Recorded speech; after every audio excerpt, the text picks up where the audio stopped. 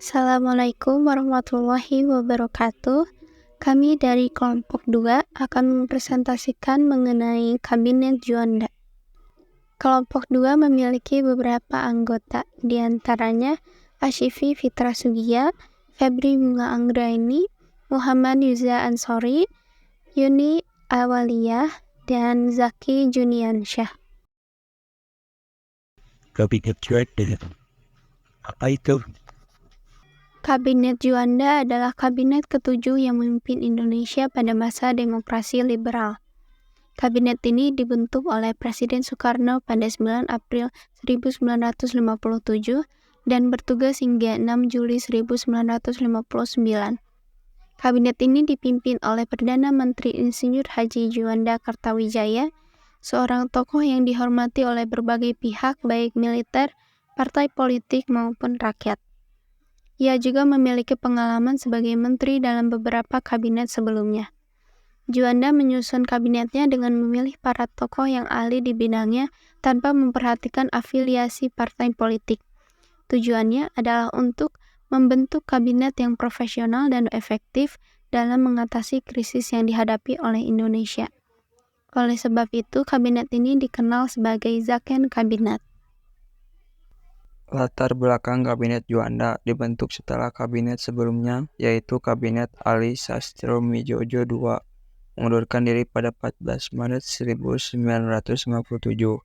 Kabinet Ali II mengalami berbagai krisis politik dan ekonomi, seperti pemberontakan regional di Sumatera dan Sulawesi, aksi mogok buruh dan pelajar, serta penolakan terhadap kebijakan Presiden Soekarno untuk membubarkan partai politik dan menerapkan demokrasi terpimpin. Program kerja. Kabinet di Juanda memiliki 5 program kerja yang disebut dengan Pancakarya.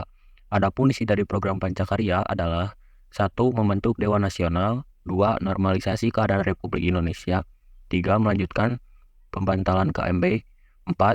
Memperjuangkan Iran Barat untuk kembali ke RI, 5. Mempercepat proses pembangunan. Pencapaian atau prestasi Kabinet Juanda yaitu yang pertama, mengatur kembali batas perairan nasional Indonesia melalui deklarasi Juanda yang mengatur mengenai laut pedalaman dan laut teritorial. Yang kedua, terbentuknya Dewan Nasional sebagai badan yang bertujuan menampung dan menyalurkan pertumbuhan kekuatan yang ada di dalam masyarakat dengan Presiden sebagai ketuanya. Yang ketiga, mengadakan musyawarah nasional atau MUNAS untuk meredakan pergolakan di berbagai daerah. Musyawarah ini membahas masalah pembangunan nasional dan daerah, pembangunan angkatan perang, dan pembagian wilayah Republik Indonesia. Yang keempat, diadakannya musyawarah nasional pembangunan untuk mengatasi masalah krisis dalam negeri, tetapi tidak berhasil dengan baik.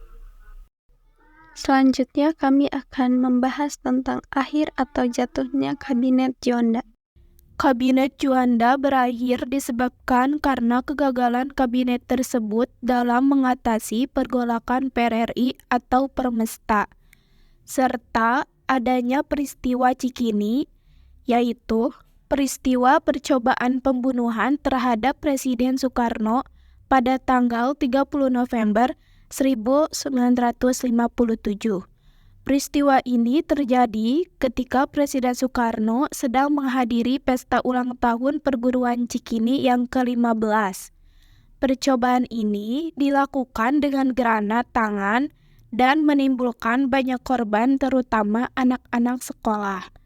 Peristiwa ini kemudian menjadi penyebab jatuhnya Kabinet Juanda. Sekian yang dapat kami sampaikan. Mohon maaf apabila ada banyak kesalahan. Wassalamualaikum warahmatullahi wabarakatuh.